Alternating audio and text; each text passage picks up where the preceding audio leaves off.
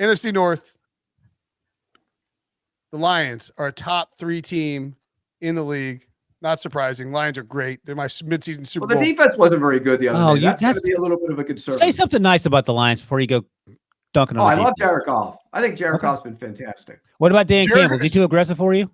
That was a stupid call. He got away with it. No, I loved it. Loved it. I loved it. I loved how Nance and Romo referenced Belichick going for it on 4th and 2. Pete went after Belichick afterwards. Hey, jackass. 4th and jackass. That was my lead that day.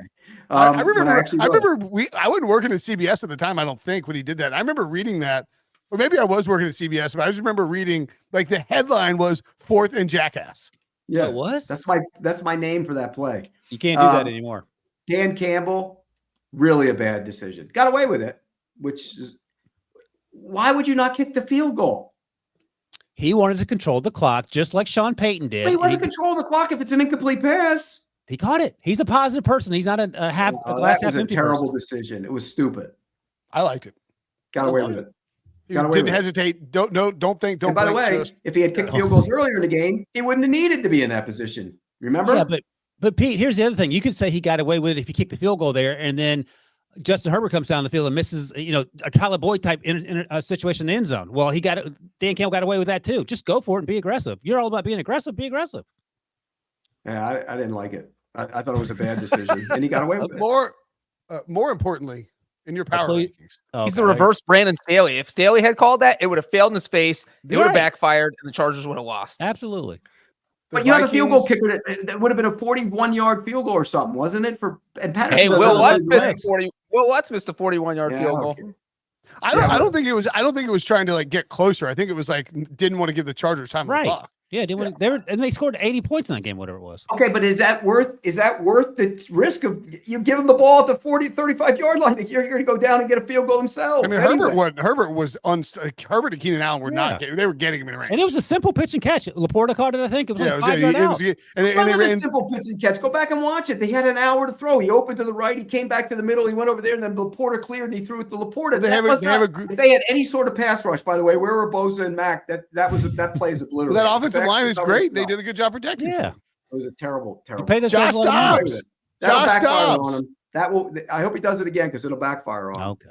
Okay. 4th and jackass 2.0. Rick's brother called him when we were sitting in the green room, and I told him, he blew it. He got away with one though. Can't let him enjoy a win.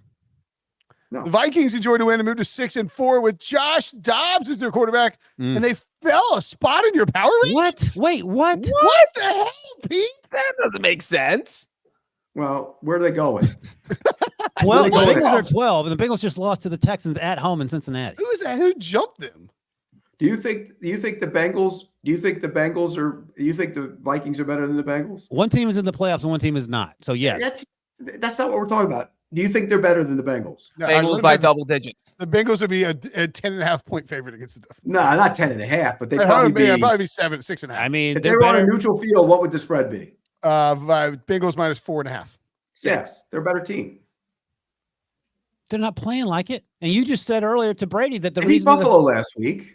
You said 49ers lost 3 in a row. 4 of 5, and they just lost on a last-second field goal, Wilson. It's not like they're playing horribly. Wait a second. The Vikings won 5 in a row without Justin Jefferson, 2.5 games without Kirk Cousins, and 2 games with the guy that was good defense. Spaceship. Really good defense. Wilson, are you saying you would pick the Bengals to lose against the Vikings if they played tomorrow on neutral field? By 2 touchdowns, Breach. No, you wouldn't. So basically, you would take Josh Dobbs over Joe Burrow. Have at it, buddy. I got it. Josh Dobbs has one more good game in him, and then people figure him out in that offense. And you give him a 3-game book, and then go look at what his last 4 games were in Arizona. They were terrible. They weren't terrible. That wasn't good. He was okay. I mean, they traded him. Look up Josh Dobbs' last 4 games in Arizona. I think 2 of them were under 200 yards passing. Yeah, he wasn't very good.